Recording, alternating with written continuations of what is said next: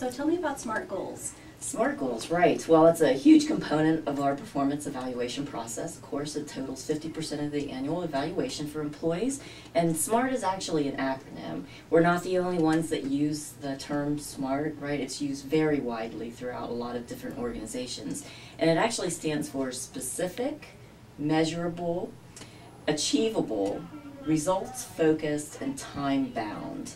So the idea is if a goal has all of those elements, it's going to be SMART, and it'll be a great framework for employees to follow to achieve exactly what it is they're trying to achieve. Okay, so it's much more specific than, what would be an example of a non-SMART goal? Sure, that's a great question.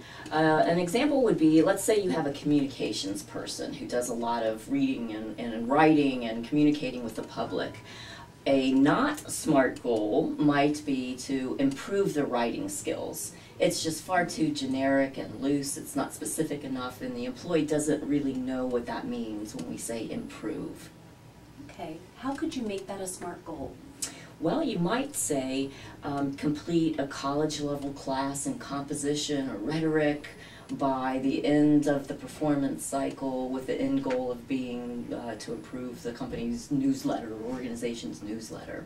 Okay, and with this person's competencies anyway, that would be an achievable goal. Absolutely. They should be able to do that. Absolutely. Okay, so really when you're looking at goals, they should be SMART, but it's important that the employee not do these all by themselves, right?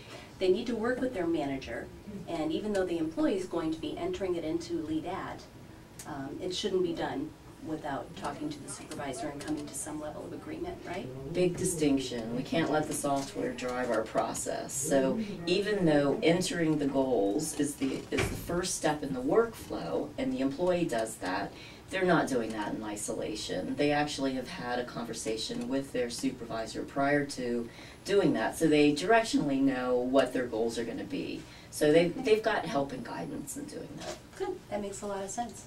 Great.